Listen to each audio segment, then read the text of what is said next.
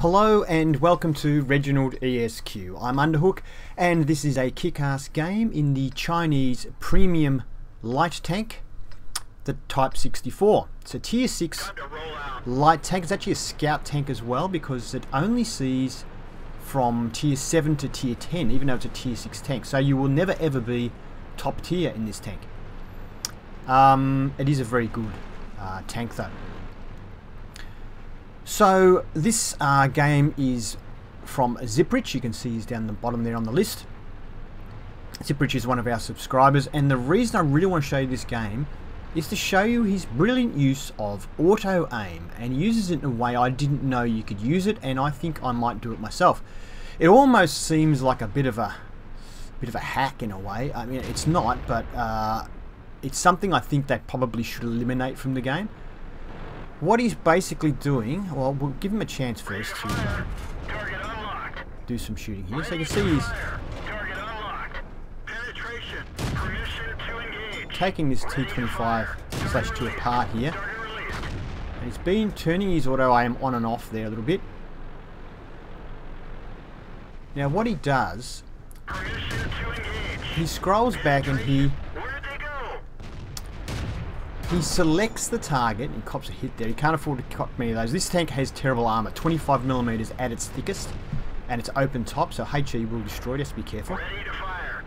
See that? He's already auto aimed on that comet, even though his gun can't aim at it yet. There you go.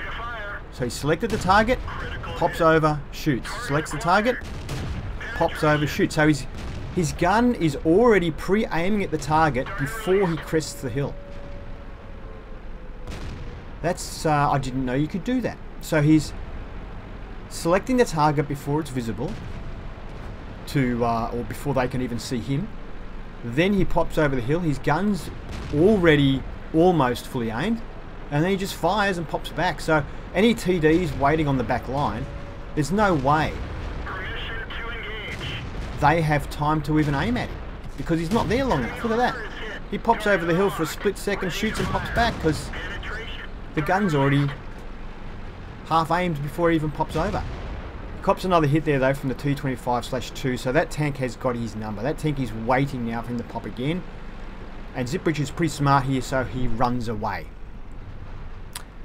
Which is, took me a long time to learn, but I think it's the exact right thing to do when somebody's got your number. So as you can see, it has 10 degrees of gun depression in this tank, so it did very well on that hill there. But he has very wisely decided to move off. He's only got 91 hit points left, so he can't afford to take any more hits. So he's being very careful. He's not just driving straight out across the street, and very wisely, there's a Type 58 there waiting for people to do just that. So he does a bit of spotting. 390m view range on this tank too, which is exceptionally good. So he just does a bit of spotting. Now this gun, which he's doing a lot of penetrating with, has 128mm of penetration using all standard ammo and does 115 damage on average per shot.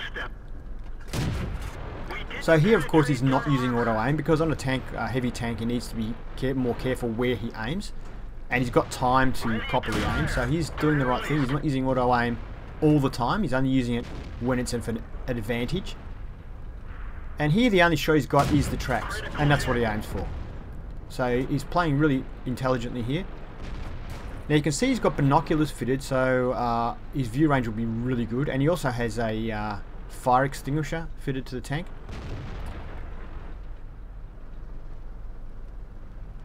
Yeah, now so the gun has 128 pen. Now it does see up to tier 10, so obviously 128 is not going to be any good at tier 10.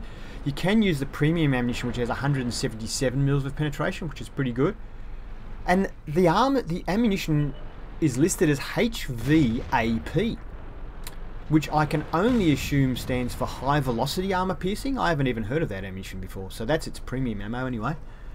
Now it is a fast tank, does 72 km/h top speed, and has a traverse track burst of 56 degrees, so it's an extremely maneuverable tank. And combined with its 10 degrees of gun depression, it really is a formidable tank. The rate of fire is about 19 rounds a second as well. So, you know, great view range. I'm sure, I didn't check the camo, but I'm sure it's got great camo as well.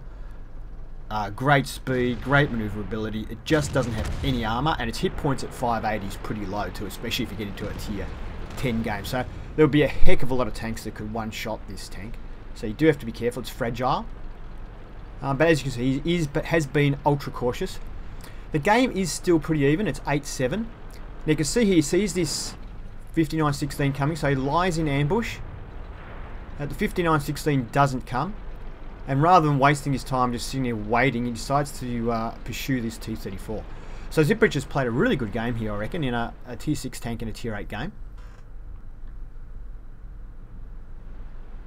Looks like the tables are turning now. It's 10-7 now, and Ziprich is looking like he's going to try and get behind this T-34.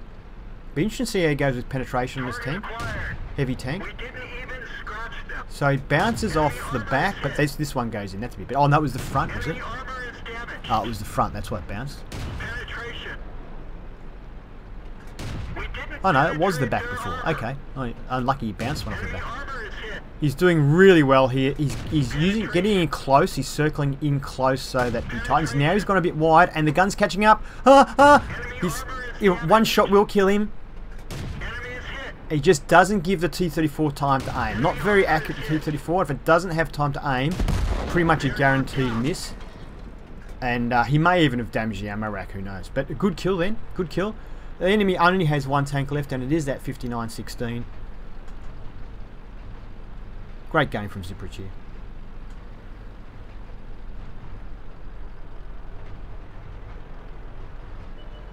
Oh, and there it is. Auto aim engaged again. And easily takes care of the 59-16. Nice job.